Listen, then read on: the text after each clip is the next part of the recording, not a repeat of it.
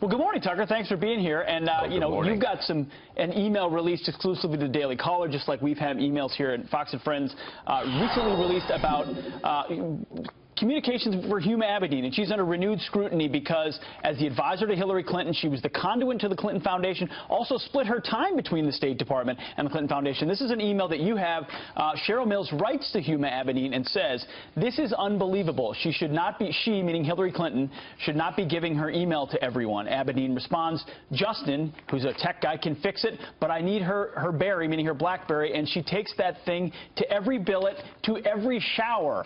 So hard to get my hands on that." She's complaining that she can't get her hands on that BlackBerry because Hillary Clinton's got it in the shower.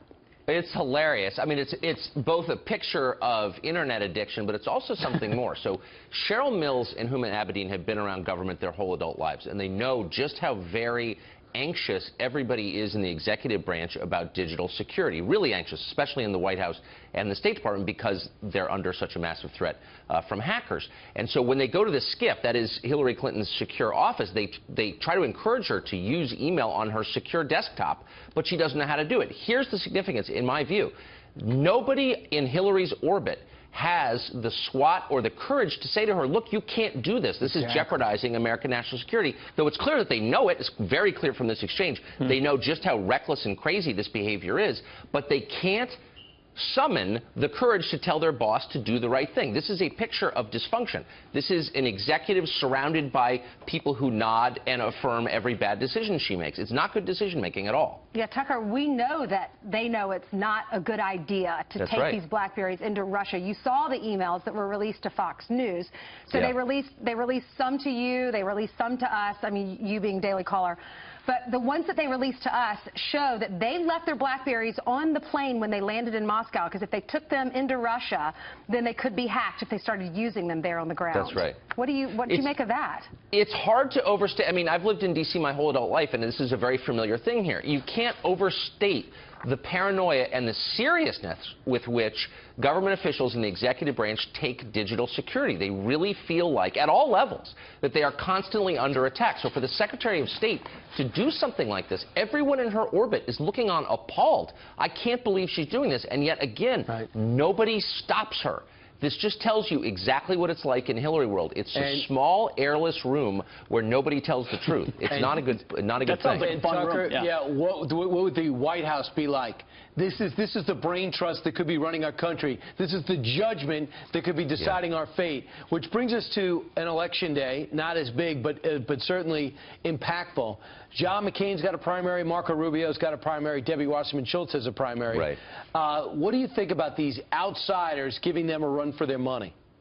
Well, all three of these candidates, these office holders, have been challenged by insurgencies, and it looks like, and never predicted in this season, but it looks like all three of them have a pretty good shot of winning. This doesn't surprise anyone who watches it carefully. This presidential race, where Donald Trump basically blew past 16 incumbents to get the job, is an anomaly. It doesn't often happen. You're looking at a government run by long-time incumbents.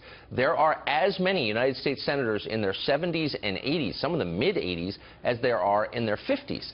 We tend to re-elect people again and again. Once you get elected, it's very difficult to lose. It's probably not the best way to run a government, to be totally blunt, but that's Tucker, what we have. If Hillary Clinton is so dishonest, if you say that they know things are going on that shouldn't be going on and they're just covering it up, shouldn't it be pretty easy for whoever runs against her to win? And what does Donald Trump need to do?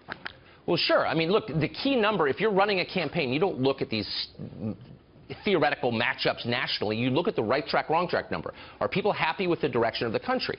And by an overwhelming margin, they are very unhappy, so that, by definition, favors the insurgent, and that, of course, is Donald Trump.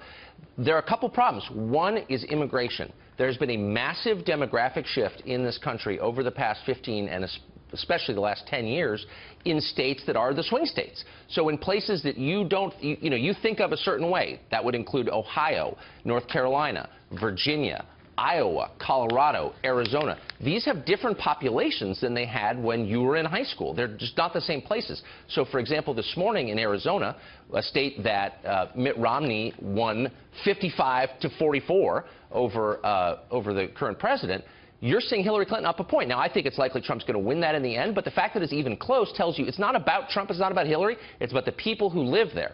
Immigration has changed the population of that state, and you're seeing that, you know, repeated on a national scale. Tucker, we see so much anti-establishment perspective, frustration with Washington, toss the bums out. That's such a premise of this election. Yes. Yet we see in primaries across the country, as you mentioned, John McCain, Marco Rubio, Debbie Wasserman Schultz, they're all up in the polls and likely to win.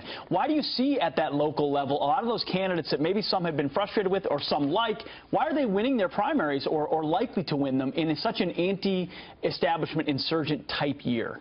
It's a great question. I mean, John McCain, for example, who turned 80 yesterday, obviously an honorable man, probably out of step with a lot of voters in Arizona on the question of immigration, which is a key question there, still probably going to win. Debbie Wasserman Schultz, nobody wants to vote for Debbie Wasserman Schultz. She's probably going to win herself against Tim Canova. This is another just the starkest possible example of the advantages of incumbency. Once you're in, the fundraising mechanisms are yours, the media channels are yours. It's very hard to knock off an incumbent. This may be a powerful case for term limits. I mean, it's just too, we have them at the presidential level because it's just too hard to beat someone once he has all the levers of power in the executive branch, and it could be true for the Congress as well. So Donald Trump's going to have a big speech Wednesday and then one on Saturday. The good news is you're going to be here tomorrow to talk about it in studio. Do you know what you're wearing so we don't clash?